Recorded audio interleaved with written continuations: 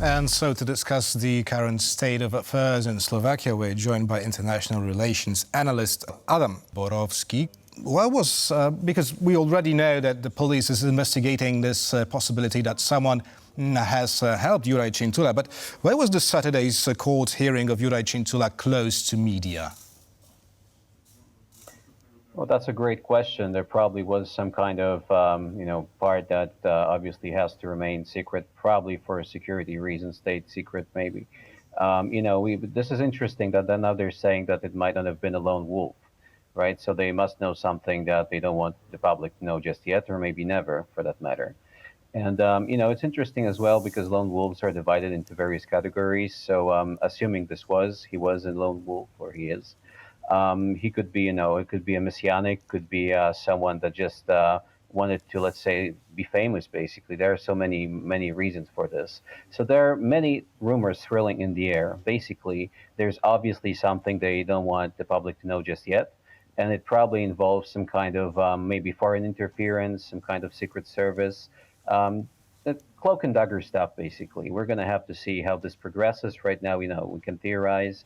But there is obviously more to it than meets the eye. They clearly know something else, and not just the lone wolf theory. There could be something else to it. The very biography of the assassin is kind of complex, murky, contradictory in many ways. So I'm sure there are many threads there that can be picked up and carefully analyzed. Mm-hmm. I very much agree with you, but I wonder, why was he dubbed by officials lone wolf in the first place when it was not confirmed yet? Well, I think it's because we live in these, very, very fast times, and people like labels. So it's that simple, that he was alone basically, and maybe, his son didn't know why he had done it, and there is no clear reason. So obviously he expressed the assassin expressed his, resentment toward the government. So it's a very, very common motive for people who are lone wolves, that they act against the government or against government officials for various reasons. Some because of a mission that they perceive as their mission to do something, and some just want to be famous, to secure their place in history. So maybe that was the reasoning of government officials at that point. But obviously, as the investigation progresses, things are going to be unraveled that might contradict this theory. Right now, it appears that the prevalent is still that he is a lone wolf, but of course there are still more and more voices right now resurfacing that indicate that could be a different story there. Right, and who therefore could be helping him? Because someone had to erase all his social media accounts after him being arrested. So who could it be? Again, that's a great question. We could point our fingers at Russia, but it might not be that simple. There are many actors around the planet that could be involved in this. As far as I know, it's not that simple to wipe out the social media so fast. It takes some effort to do it. So yeah, it's a great question. Maybe it's not that obvious. Maybe it's less. We think of Russia, but it might be someone completely different. We just don't know at this point. That's why the investigation isn't going. But of course, it takes some skill. It takes effort to do it. So we're going to have to observe the situation and see where it takes us. But right now, it's there are so many contradictions. Right? He was pro-Russian, but then he changed his mind and he became kind of pro-Ukraine, you might say, and so maybe that was the reason. But there really, you could look at his past, the connections there, that in this murky world, he has so many threads here that we can pick up and analyze, that right now we're just going to have to watch and observe how this unfolds. It could be very, very simple, that it's just a lone wolf, or it could be much more complex, or it could be that someone wants it to be so complex, so convoluted, that we're never going to find out, at least not officially, because that's not a tactic that is used, that it gets so complicated that you can't really tell anymore what's going on, especially these days where you can just deep fake AI, you can do all sorts of things, and it's really hard to tell what's real and what's not. Right, Adam, but you have already pointed to usual suspects, namely Russia. So let me ask this question: who would have profited from this assassination attempt? Well, logic dictates, right? When we use our logic, and that's the mistake we often make, that we assume, we look at Russia through our prism. So we might say, oh, okay, he was pro-Russian, so Why would it make any sense?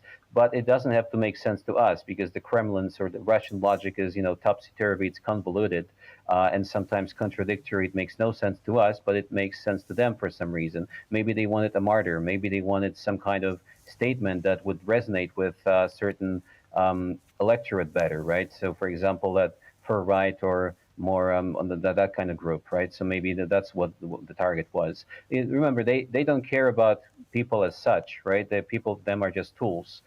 So it's possible that they thought it would be better if Fico was just a martyr or martyred, or even attempted assassination is works as well. It's possible because we need to remember that their thinking is not our thinking, and that when you understand that, then it makes more sense why this could have happened, why this could have been, some kind of operation sanctioned by the Kremlin or someone from the East in general. Mm-hmm. In this regard, I'd like you to comment on Viktor Orban's words. Since Fico's return to power, Slovakia started on the path of peace, and this was a big help for Hungary. We have now lost this support. We know that the perpetrator was a pro-war person. And the combinations that connect the assassination attempt with the war are not unjustified. Now, how would you comment on these words, and what is Orban really trying to achieve by spreading this narrative? Well, he's obviously implicitly suggesting that Ukraine is somehow involved in this. So there is this Ukrainian connection, if not directly, then some kind of ideological connection. Unfortunately, that's what Russian propaganda does as well. Obviously, they always connect whatever happens to Ukraine, some kind of assassination. As we know, it's always the case. So it's possible that that's one of the reasons this happened. That they have this narrative that they can now promote. That this, oh look at this Ukraine again, they're at it again. They are involved in this. So we are here. We are protecting. Actually, that they're always, because they're always the good guys, right? That's how they always want to be seen, right? But we obviously know that they are not Girl Scouts. They are very much, they have clear plans and they love to project. So basically, what's Orban seemingly does here, and he does it very well, unfortunately, is he implicitly or subtly mentions that, wants people to think it's Ukraine or some kind of Ukrainian connection. Of course, we don't know that, and it's highly unlikely, but that's the message people are hearing, the ones that want to hear it. And he's very good at, and then he can just deny it. No, I didn't mean that, because, of course, it's not explicitly stated. And that's the problem, because Russian propaganda then, picks it up, and they say, okay, well, yeah, you see, it's Ukraine again. And they manufacture some kind of evidence, they make things up, and people just lap it up, the ones that want to believe it because it's convenient. And unfortunately, it tends to work.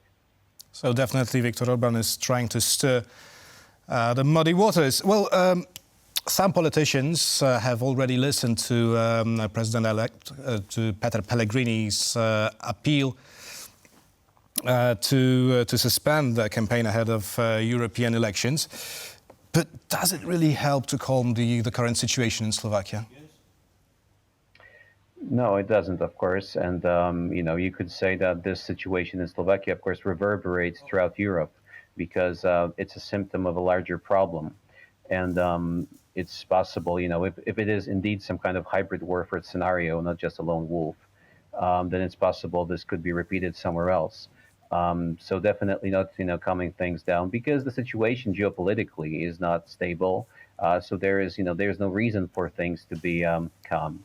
That's a simple reason. So obviously, we're just going to have to watch what happens. But the situation could get worse, not just in Slovakia, of course, but somewhere else in Europe or even in the world, because these trends tend to be, across the planet. They're not just localized. So as I've said, it's this a symptom of a larger problem. And unfortunately, it doesn't seem that this is going to be resolved anytime soon because the flashpoints, because the reasons behind this, the reasons why this is happening are very much active. They are not going away. And until, as long as the war is going on, as long as these crises are going on, then localized issues, because of course in Slovakia it's a major issue, but when you look globally, it's just a local issue, but it reverberates. And that's the problem, because one feeds the other of the other, and that's how it goes. Right, a symptom of a larger problem. In interesting times we're living indeed. Adam Borowski, international relations analyst, was our guest tonight. Thank you so much. Thank you.